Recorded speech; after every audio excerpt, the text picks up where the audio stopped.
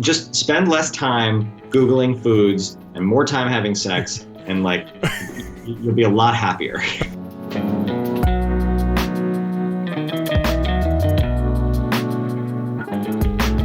Hey guys, welcome to episode 19 of the Science-Centric Podcast. I hope you're all staying safe and sane during these uncertain times. I think we're all suffering from a little bit of pandemic fatigue and wish we could just get on with our lives, right? In this episode, we're departing the upside-down world of COVID-19 and jumping back into the world we knew only a few months ago. And hopefully it's one we'll know again soon. It's a world where we worry mostly about long-term issues, how the food we're putting in our mouth affects our health, and how nutrition can add or subtract years from our lives. Our guest in this episode, George Zaidan, knows these topics well. George is the executive producer for the American Chemical Society and a former co-host of CNBC's Make Me a Millionaire Inventor. Most recently, he authored the book Ingredients, The Strange Chemistry of What We Put in Us and On Us. As the title suggests, Ingredients is about the chemistry of the food we eat and the products we use, but it's actually much more than that. It's a crash course in two long words that start with the letter E, epidemiology and epistemology.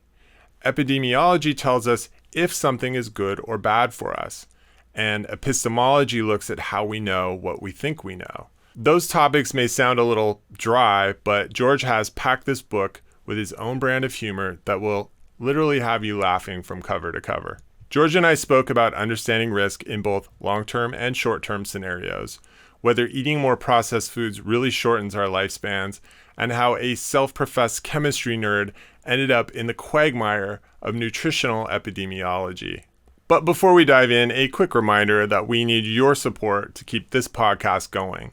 If you find value in interviews with leading scientists, journalists, and authors, consider becoming a member on Patreon. For a small monthly fee, members get benefits like early access to new episodes and their names mentioned in the show credits.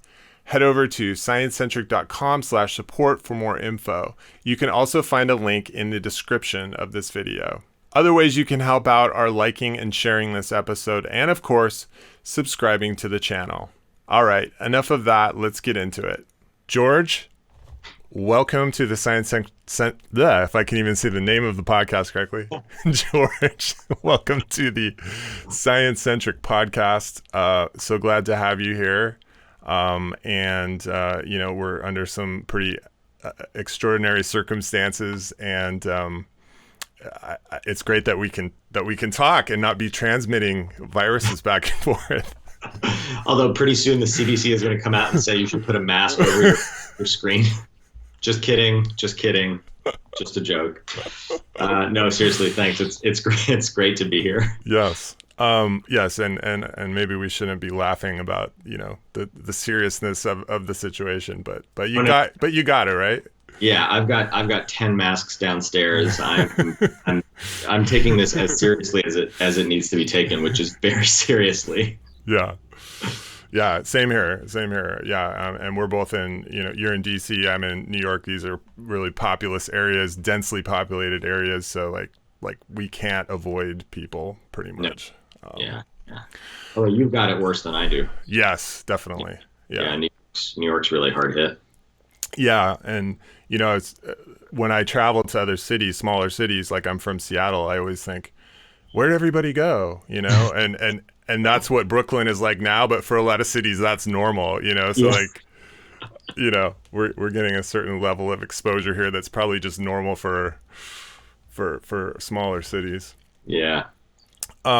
So you're here to talk about your book Ingredients. Yep. Which I loved reading. But one thing I just wanted to touch on was that this book, I feel it's a little bit deceptively titled because it's about ingredients, but really it's about epidemiology. Yeah. Nutritional epidemiology in particular. Yeah. But I was to kind of bring it back to what we were just talking about, current events. This whole thing with coronavirus is really epidemiology and about dealing with risk and probability of exposure and all this stuff. And there seems to be some kind of debate about, is this really deadly? Is this really a big risk? Is it worse than flu? Is this lockdown necessary? I mean, do you have any thoughts on that, having sort of dug into epidemiology? I mean, I know you didn't look at infectious disease in particular, but do you have any thoughts about it? Yeah, I mean, it's interesting. I wrote the book months before any of the COVID-19 stuff started happening and really hit the U.S. But it's actually, like, writing the book was actually the best training that I could have had for trying to deal with the current situation, for a couple different reasons. The first is that, like, I mean, right now the headlines are changing every 5 minutes. Sometimes they're contradictory. Sometimes, like, as we've seen with the CDC, right? Like, a month ago they were saying don't wear a mask unless you're sick or a healthcare worker or anything like that, and now they're saying, if you go outside, it's a good idea to put on a mask, even if it's a bandana, right? Like, that is a dramatic change. And so trying to understand things like, well, why did they change their guidelines like that, and trying to deal with all the headlines coming at you, diving into nutritional epidemiology and also health news was really good training for that. Yeah. I think you said the news cycle in that area is something like 22 days. Like there'll be a news headline out saying coffee can kill you, and then 22 days later it'll be like coffee prevents heart attacks. So yes, that was one of the most surprising things that I mean, I had always heard, and probably you had too, that, like, like one day coffee will kill you, and the next day it's totally fine for you, and then the day after that it's, like, actually good for you, and so how are we supposed to know what to trust? And I had always thought that was kind of an exaggeration. But when I actually went and I went into LexisNexis and looked at headlines that contained the words coffee risk and increase or decrease over a period of, I think, 20 years or something like that. And sometimes the headlines literally were coming out within 22 days of each other. I mean, opposite headlines in the same month, which, if you're a consumer trying to read that, like, what the hell are you supposed to make of that? It's insane. So yeah. And today, these days, the headlines it's not every 22 days, it's every day, right? Right. So it's even crazier and even more fast paced than the headlines about food. So my take on this, when things are so erratic, is I kind of tend to gravitate to the most conservative position, like in terms of, or I should say the most cautious position, because when it's changing this fast, I'm like, okay, they could come out tomorrow and say, well, it's mutating and, it's 10 times worse than we thought, or, I mean, that's probably not going to happen. We know enough now, but I tend to take the most cautious position. I mean, do you think that that's prudent? I mean, it's a little bit different than nutritional epidemiology because, you have to weigh the trade-off there. And obviously we have a huge economic trade-off here with. Totally. Yeah. I mean, I think, like, the main difference between something like COVID-19 and nutritional epidemiology is really focused on, mostly focused on chronic diseases. So heart disease, right? Those are the two main killers in the United States today. And they're extremely important diseases, and we should focus on them, and we should spend a lot of energy and time studying them. And I don't think anyone disagrees about that. But the trouble with those diseases is it's actually really, it's very difficult to study, to figure out what causes a disease that takes years to develop, and sometimes will develop in people who don't do the thing you're studying. So let's say you want to check and see if, like, eating a lot of Cheetos gives you heart disease. There's plenty of people who get heart attacks who's never eaten a Cheeto in their entire lives. And so it's much more complicated to deconvolute those two things. Yeah. Versus a disease like COVID-19. It, like, clearly happens because of SARS-CoV-2. There's no question there. It happens relatively quickly compared to a chronic disease like heart disease or cancer. If you're exposed to the virus and you end up with the illness, the incubation period is what, like 5 to 14 days, somewhere in that range. Yeah. And and it's like this, there is a question of like, if you come down with it, there's that period in the beginning where you're like, do I have a cold, or do I have COVID-19? Do I have the flu, or do I have COVID-19? There's that, but there's a test for it. Like, you go get tested, and then you have an answer. You're like, okay, yes, I have this virus and I have this disease, and and it's fast and it's dramatic. And when you're cured from it, hopefully you are, right? Yeah. That's also reasonably fast and dramatic too. Whereas, compare that with a cancer cure. You first of all, like, you may not be cured, right? And then if you are, you're measuring like, how long has it been? How long have I been cancer free, right? That's a very different thing than I got COVID-19 and I recovered. Mm-hmm. So, and then plus we have at this point over 100 years, I think, in terms of understanding how viruses work and how like we get these infectious diseases. And even if we didn't understand like what was causing the infectious disease, we knew how we know how it gets from one person to the other. Like, there's a clear link there in terms of, you cough, you get on your hands, you shake someone's hand, they pick their nose, and then boom, right? Like, yeah. So like the science is much better understood. So, those are some of the differences. And that's part of the reason that like when we started hearing more and more about SARS-CoV-2 and COVID-19, I was like, oh man, this is serious. Yeah. Compared to like, it's not really a big deal if you eat that extra bag of Cheetos. Yeah, totally. Yeah. And I also think that if it ends up being just as deadly as flu, in that ballpark, well, then essentially we're dealing with like 2 flu seasons at the same time, which is problematic, because our healthcare system is set up to deal with one flu epidemic at a time, not multiple ones, right? So it's like, yes, and I think that's the major concern there. But by the way, the part in the book where I talk about the debate between Ioannidis and Walt Willett? I don't know if you saw, but Ioannidis actually published an article in Stat News in which he basically said, like, he didn't say like calm down about COVID-19, but he said something along the lines of like, your absolute risk is very, very small to get COVID-19. And like, when he published that, and still today, that is a relatively true statement, right? Like, let's say you live in a really rural area, not densely populated, your absolute risk of getting this disease might be really low. Your risk of dying in a car crash might be a little higher, right? But the problem with epidemics is that the risk doesn't stay constant. Your risk of dying in a car crash this year is the same as your risk of dying in a car crash last year. The risk of dying of COVID-19 this year is astronomically higher than it was last year. Last year was 0. Yes, right. Right, yeah. Yeah, and there's, I think at last count, there were like 21 Brooklyn school teachers, New York school teachers that had died of COVID. And it's like, their risk of dying of an infection this year before COVID was 0.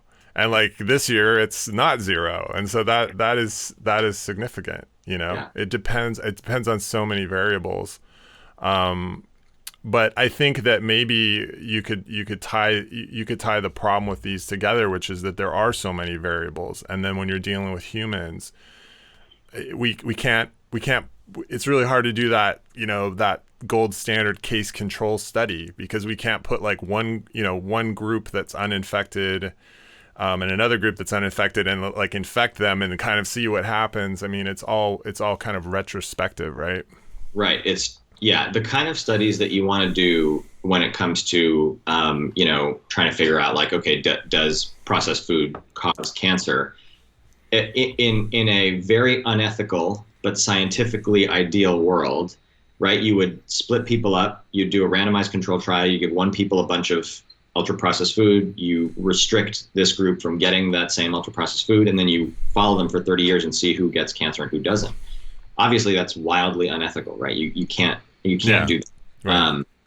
So you have to rely on these, exactly what you said, like these some people would call them less robust methods, and I would agree with those folks, but there's debate on that. But you have to instead you can't force people to eat or not eat a certain thing. Yeah. You have to just let them do what they're going to do, and ask them every year, like, hey, what'd you eat this year? What'd you eat this year? What'd you eat this year? What about this year? And you do that 30 times. And then at the end of it, you see like, okay, this group got a bunch of cancer and this group didn't get a bunch of cancer. And it doesn't give you causality, right? It's like, this is to the point. Like, it doesn't tell you this caused cancer. All it tells you is this is associated or this is correlated to cancer. Yeah. So let's jump off the COVID thing, because I think as you said, that there are some parallels in terms of how the news media covers it, that and nutritional epidemiology, but there is a difference in that there are a lot of differences in talking about this. So let's jump off that for a minute, and let's talk about sort of the central question of your book, which I believe is, are processed foods bad for you? Right. And I think there's I would say yes, and I think that's the zeitgeist. I mean, that processed, I mean, there's a whole chain of grocery stores called Whole Foods, which has been very successful, which is the opposite of processed foods, right? So, so how did you come up with that question? What sort of triggered this question to then explore that issue through this book? Yeah. So about 5 years ago, I did a show for National Geographic it was also called Ingredients. And in the show, the point was to try and make consumer products out of, like, my ideal version of the show was I would wander into a forest, pluck some stuff from the ground, and then like take it back into my kitchen and make lipstick or something like that. It didn't quite end up working out that way, but I tried to make consumer products from ingredients that were more natural. And I kept running up against this problem of, well, what can I reasonably make consumer products out of that is also quote unquote more natural? And what does this more natural mean? Like, if I wanted to make lipstick, for example, it turns out you can make like pretty good lipstick out of a few different types of oils and rust. But, is it okay for me to order rust on Amazon? Like, is that like processed, or do I need to like get a hunk of metal and throw it in my yard and like leave it for 3 years and then like scrape off the rust, right? Like, and that's the same debate you have with yourself when you walk into a Whole Foods. It's like, well, do I buy the packaged cookies, or do I like buy the flour and the eggs and the butter and then make them at home? Yeah. And is there and so, the question in my mind is like, well, is that different health-wise, right? Is it better for you to buy the quote-unquote Whole Foods and like prep them in your kitchen and, stay away from all the boxed and packaged stuff? Is that actually better for your health over a long period of time? And I thought that I was going to be writing a book in which I did exactly what you just did, which is, yeah, obviously they're bad for you, and here's why. Let me give you the like super long reason and explanation as to why they're bad for you. And it turned out that was not the book I ended up writing. It was like, it just, shit got real weird real fast. Let me put it that way. And there's you mentioned earlier a researcher named Ioannidis. How do you say it? It's pronounced Y, I think, Y-O, like Ioannidis. Ioannidis. Yeah. And then there's this other researcher, Willett. Yeah. And they sort of fall into these two camps on this, right? And so what are these camps? How would you characterize them? So I'll start with Walt Willett, who's at Harvard. He and his camp, and by the way, these are not necessarily like the leaders of these camps. They just are prominent researchers in these camps. But is this kind of a Tesla Edison sort of scenario where they're sort of competing with each other, or is this sort of a literary device of yours that? No, they actually write articles back and forth in journals to each other, like arguing with each other about the science. Okay. So it's kind of like a West Side Story kind of thing. So Walt Willett's at Harvard, and he and that sort of whole group of folks, he and Gladys Block, according to some other people I talked to, basically invented nutritional epidemiology. And so what they started doing was sending out questionnaires to it's like what I described earlier. It's like if you ask people every year, what have you eaten this year roughly? And you do it over a long period of time. And then you crunch the numbers in ways that are fairly complicated. And at the end of it all, you come out with a correlation or association. And you'll read that in the headlines. You'll see something like, eggs associated with 27% increase of heart disease risk, something like that. Yeah. And that the camp of researchers who do those trials, or those studies, I should say, they're not trials.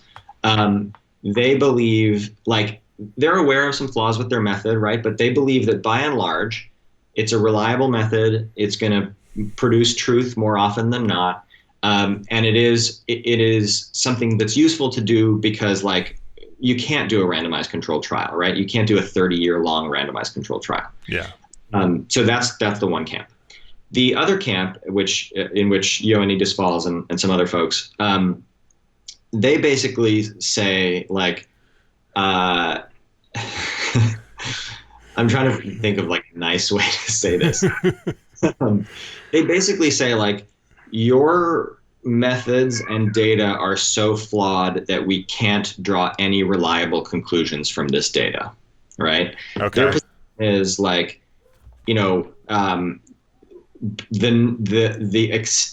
the magnitude of the risks that you are communicating to the scientific community are so low as to be within the range of, like, noisy data, right? Okay, right. So both groups would point to, and I talk about this in the book, the example of smoking.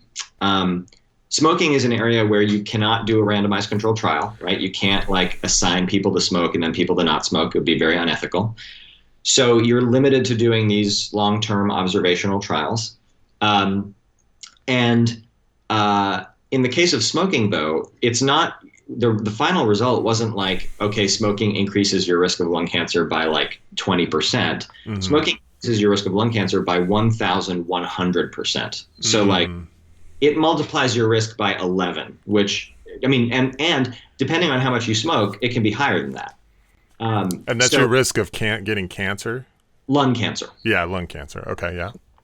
It multiplies your overall risk of death from any cause by roughly 2.5 to 3. So it almost triples your risk of death. Okay. And what that means is, people who smoke on average live 10 years shorter lives than people who don't smoke. And lung cancer has a really, you said in the book, a really low survival rate. So if you get lung cancer, it's pretty much.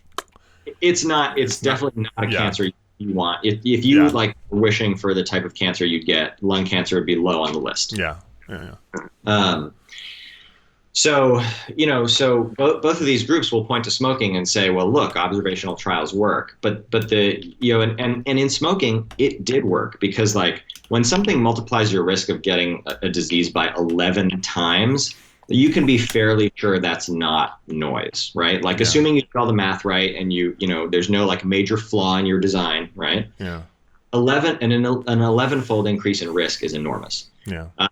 Compared to a 27% increase in risk, which, is a 0.27 versus 11, right? Big difference there. Yeah. So that's the kind of Ioannidis argument. It's like, look, you're giving us these risks, and it's not like, okay, maybe it does increase your risk by 27%, but, like, I mean, that's not that big a deal. Right. So this is the idea of absolute risk versus relative risk, right? Right. Yeah. So absolute risk is like, if you do this behavior, it will increase your risk by this much versus if you hadn't done this behavior or eaten this or smoked this. And the relative risk is like, well, that's compared to doing something else, right? So it's close. Yeah. So the your absolute risk is, let's say, let's pick a random example, like let's pick heart disease. Okay. Mm-hmm.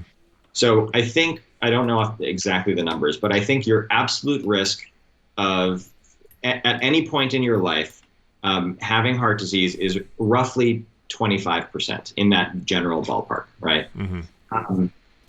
If you start restricting that to like under 50-year-olds, you can imagine that the risk would be a lot lower, right? My absolute risk right now of having a heart attack in the next year is probably way less than 1%.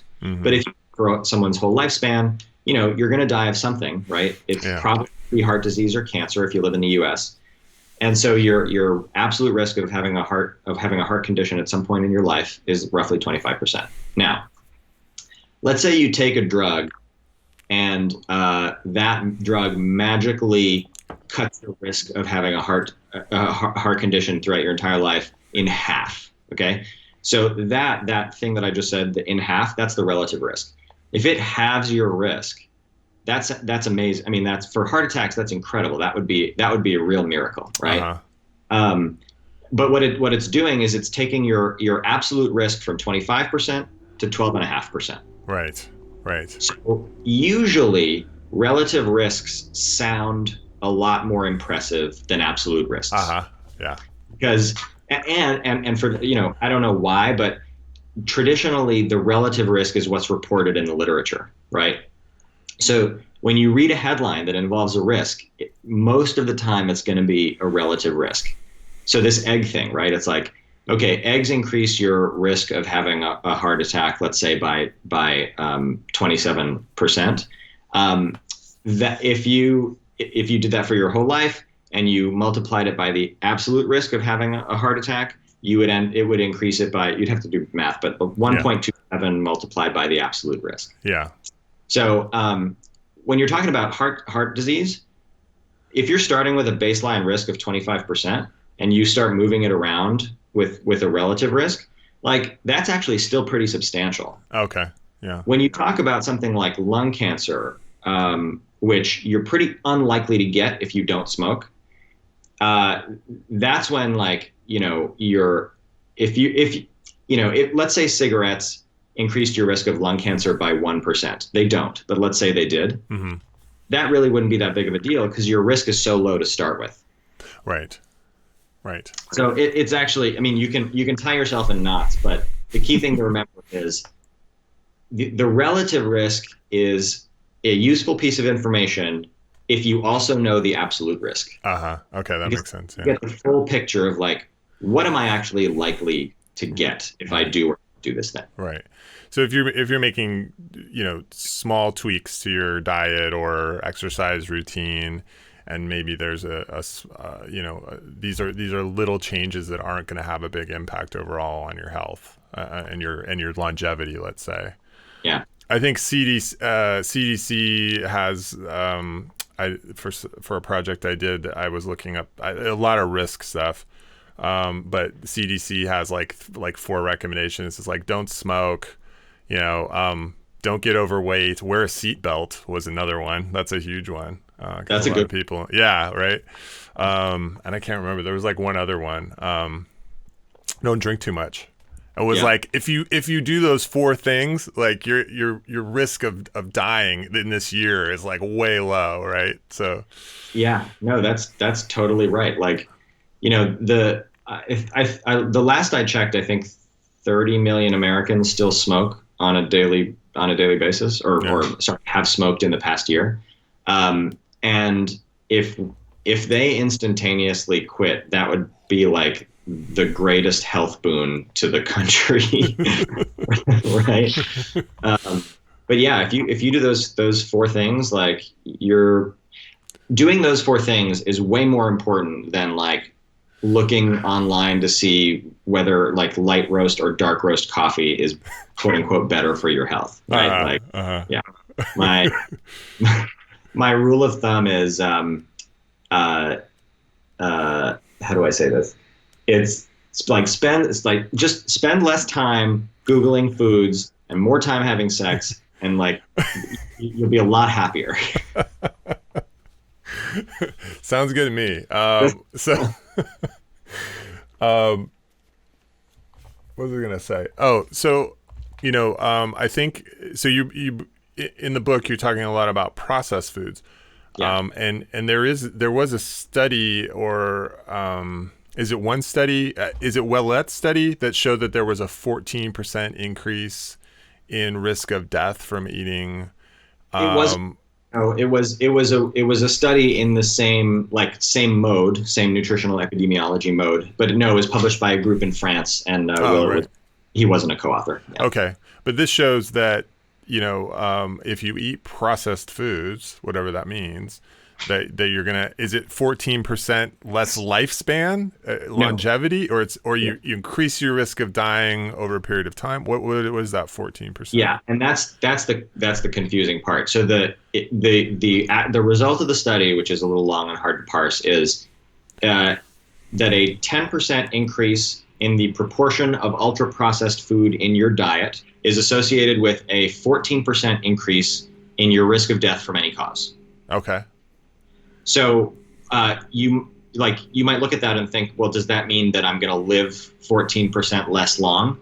And the answer is no. It does not mean that at all, because that would be huge, right? Like 14% of the average lifespan is like 11 or 12 years, somewhere in that range. That's a major difference, right? But it does not mean that. What you have to do is you have to take that 14% and basically integrate it with what's called a life table, which is the CDC publishes these every year. You can go online and get one for yourself. It tells you the risk of dying at every age within that year. So from any cause? From any cause. Okay. Yeah. Okay. And you can like drill down and figure out what the risk is from specific causes. Yeah. But the overall life table that they publish is from any cause whatsoever. Uh-huh. And so you take that 14% and you basically do some math to like sprinkle it on the life table. And then you figure out from that, okay, what's the new life expectancy? And if you do that, you get that it's roughly a year less. So when you're looking at 14%, you're multiplying that 14% by this whatever this life table number is that you have for your age and demographic. The entire table, yeah. Mm-hmm. And so you're assuming when you do that like the moment you come out of the womb, you just dive headfirst into a bag of Cheetos and you keep eating Cheetos all the way through until the day you die, right? Like, and you can so that 1 year number that I gave you, that's like the worst case scenario in the sense that you would have to eat this 10% more ultra processed food your entire life. Mm-hmm. You can put bounds on that and say, well, you're not likely to be eating a lot of Cheetos until you turn whatever 7 or 8 or 9 or 15 or whatever it is. And that would reduce the impact on your lifespan. But I do want to make a point, like I want to be my own devil's advocate for a second and say, when I saw that 1 year number, I was like, oh, like 14% increase in risk sounds really terrifying, but it only translates into a year of life lost. Like, but so it only translates into a year of life lost. Like that seems, I mean, what's the big deal basically of a year? Yeah, he agrees with you, by the way. What? That driver agrees with you. Yeah, I know, right? He's like, yeah, beep, beep. I know, I have in my window, it's like, honk if you think 1 year isn't that big of a deal.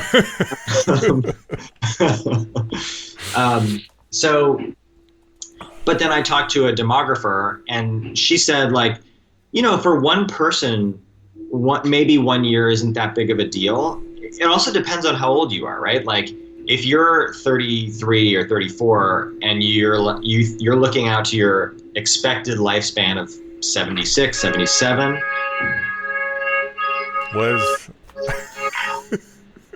Laying on the horn there. Yeah, really. What is that? Yeah, go on. No, I was going to say it sounds like New York, but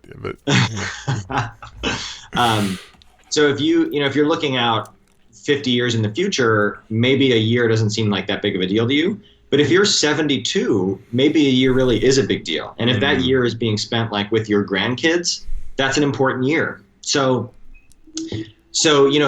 whether a year or not is a big deal to you or not also depends on your philosophy. Mm-hmm. So it's not so much for me to say like, oh, 1 year, no big deal, who cares? You also come into play there. You get to decide like, What is 1 year for me? You know? Right. Yeah, and it seems like a lot of health decisions, it really is about what it means to you in particular, in the context of how old you are and how much time you have left and all that sort of stuff. I've heard that before. Yeah. So this study, this French study, though, this is a prospective study or that we're talking about. And how long did they follow the people that were involved in this? I think they followed them for about 7 or 8 years. Okay. Yeah. So, not 30 years, but also not like 3 months. Yeah. And it was a prospective study. So everything in the book, I don't even talk about the case control or the retrospective studies or any of that stuff. I focus basically exclusively on prospective studies and randomized controlled trials. Yeah. Yeah. So, yeah, I mean, and you elucidate a lot of this in the book, but there's so many issues with prospective studies, so many pitfalls. There's, self-report is never like 100% in any context. People are terrible at remembering what they did or didn't do. The other big thing is confounders, confounding variables. Like, does eating Cheetos go along with other unhealthy behaviors, like, drinking too much, not exercising, all of those sorts of things? So you have to like weed all that stuff out. Smoking. Yeah. So, I mean, maybe that's more interesting, is to look at like groups of behaviors, and seeing, imagine they would have like this sort of compound effect if you're doing all these right things versus all these wrong things, that maybe it does have an impact and can shave, many years off your life if you're doing the wrong things. I mean, what do you think about that? Yeah, the confounding problem is one that, like pretty much everyone agrees is a problem. The only disagreement is how much of a problem is it? The people in the Walt or Willett camp would say, it is an issue and we have like mathematical tools to correct for it. So, we can put sort of bounds on the uncertainty involved, and like we have a reasonable degree of certainty that, we're in this range. And then you got people in the Ioannidis camp who say things like, it's basically impossible to control for confounders in a study where the risk you're coming up with is like, low, like 15%, 20%, that kind of thing. Mm-hmm.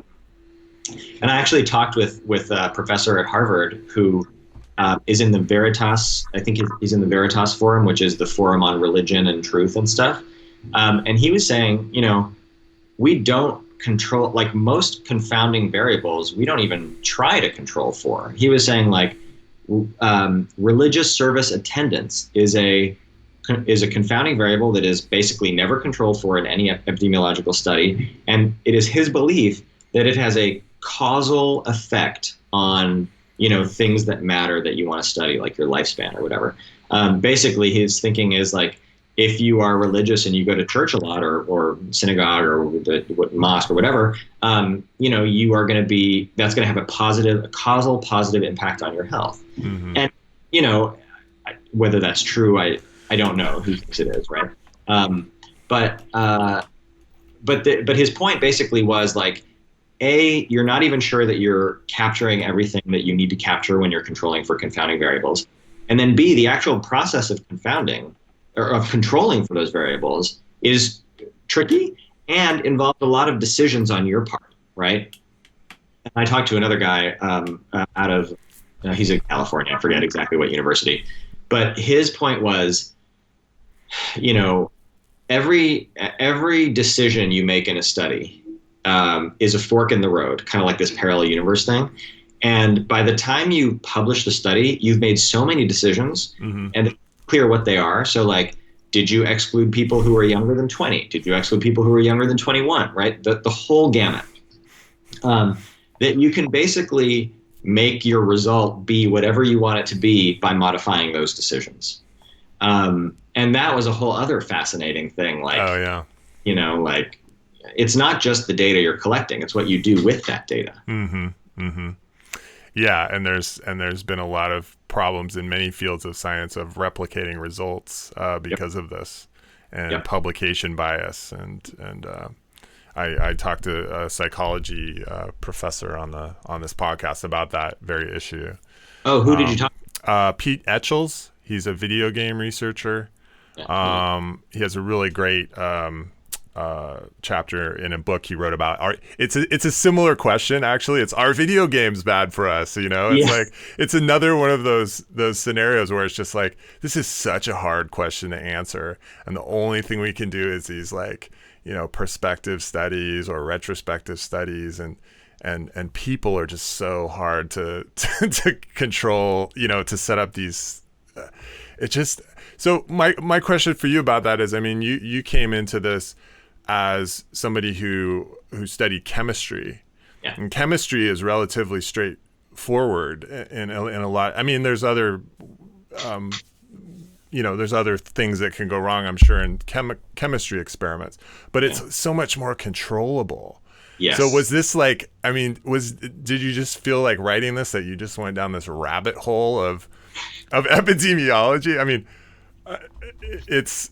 mean, I think so. I did a science journalism grad program. I feel like 90% of the time, this is the kind of things that we were talking about. Yeah. You know? Yeah. Chemistry is much more well-behaved than people are. I mean, you know, in a lab, you mix two chemicals. I mean, even in your kitchen, right? Like, when have you ever followed a recipe to bake a cake using ingredients that, like, you know, were fairly fresh and weren't like off or whatever, and not screwed it up and been disappointed at the result? Like, you know, never. Like, the cake's never not going to rise if your yeast isn't like alive and active, right? So versus people, you know, I mean, first of all, getting them to remember accurately anything, and then, you know, they might lie, and then, like, you have variation with, I mean, we're not all clones, right? We all have different genomes, and so maybe the way we react to things is different. So it is like, studying people is, and I got to give credit to all these researchers who do this, it's really hard. And not being, you know, I'm not an epidemiologist. I don't have an epidemiology background at all. So it was news to me. First of all, it was news to me that, like, we didn't already have the answer about processed food. Then it was news to me that, like, people were debating this so vehemently. There's a fight going on in the literature right now over 12 hazelnuts. Like, that's the level of, like, granularity and like frustration that people on each side of the issue have with each other. So that was news to me. And then, like, you know, I vaguely knew about p-values and statistics to figure out if two groups are different than each other. I, like, vaguely knew about that. But, you know, you talk to a statistician and then they'll blow your mind completely open again. So yeah, I feel like I went down not even just one, but multiple rabbit holes when reading this book. Yeah, and then it's not only just like studying, you know, trying to study people, but then it's like when you put out your findings, like it's how that information is received as well, because everybody has all these opinions about food and about, you know, any study that comes out about sex or sexuality. It's the same thing. It's just like, you know, you get this, it's so polarizing, you know, into these camps. So Totally. So anyways, kudos to you for like diving into this and trying to unpack it for us a little bit. Yeah, totally intentional. I was trying to figure it out for myself, and then I was like, Jesus, I have no idea what's going on. Let me work this out, you know. So we talked a bit about the content of the book, but one thing a couple of things I just wanted to say about it. One, I really enjoyed reading it. The other thing is it's super nerdy. And those are hard things to put together, because you really get into like the detail on some of this stuff about how these things work, but you did such a great job with like bringing in analogies and a lot of humor too. I mean, I think you you know, maybe missed your calling as a comedy screenwriter in Hollywood, because there's just there's so many great jokes in here. And let me see if I can. Yeah. Okay. So We're talking about E. coli. Escherichia comes from Theodor Escherich, the German doctor who discovered it in 1886. And coli comes from the Latin colon, which means exactly the same as in English. So the name in this bacterium is effectively German doctor's poop tube bacterium, who said scientific names were boring. There's just tons of stuff like that. I loved it. I loved reading it.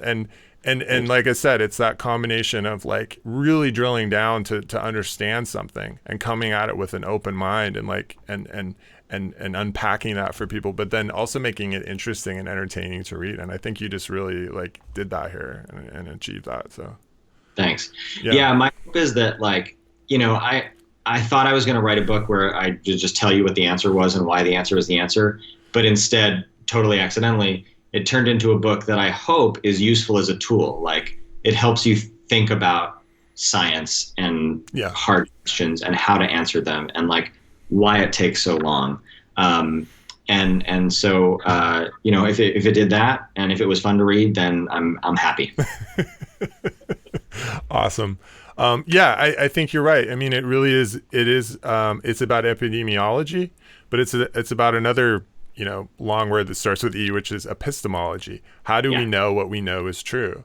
And you really like followed the trail of like, okay, I went this far and this didn't answer it, and now I'm going to dig deeper, and I'm going to dig deeper, and then, you know, but I think with a lot of these things, it's sort of it's unsatisfying because you end up going, well, I don't know what I have here. This is, you know.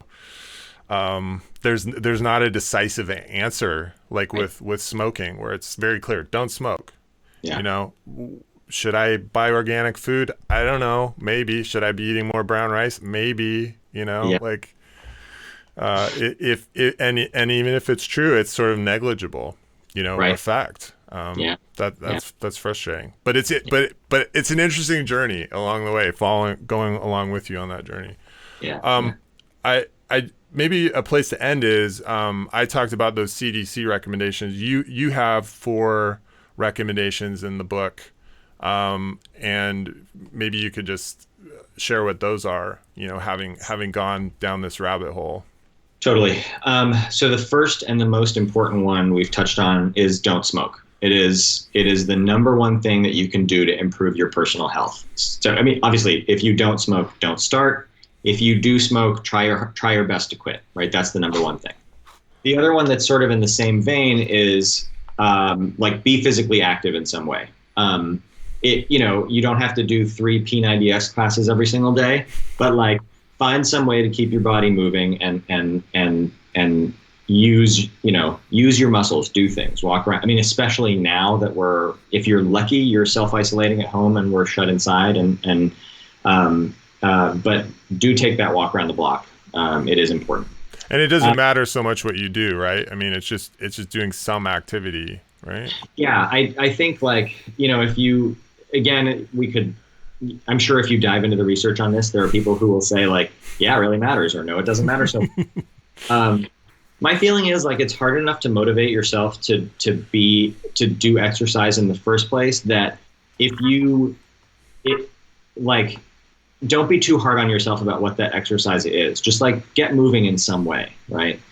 Don't beat yourself up for not doing more. Like congratulate yourself for doing what you were able to do and be physically active. Right. Makes sense. And the other 2 bits of advice are sort of, one of them is how to process information, and the other one is about food because the whole book is about food. The processing information one is basically like, unless you're seeing a headline about contaminated lettuce or something from the CDC, like about COVID-19, like if I were you, I would pretty much ignore most news about health, especially if the headline reads something like, you know, X food linked to X% increase in Y disease, right? Like stuff like that. You know, I bet if you do 5 minutes of Googling, you'll probably find the opposite headline a month ago. And you will end up losing trust in science. And it's not, you know, science proceeds slowly and stepwise, right? Like, it's not like one study is going to come out and it's going to answer all the questions and like lay the debate to rest. No, it's like each piece is built on top of the last piece, and it takes years and years and years for us to get to like an actual answer. So don't torture yourself by like reading every single piece as it comes out. Wait for the official guidelines.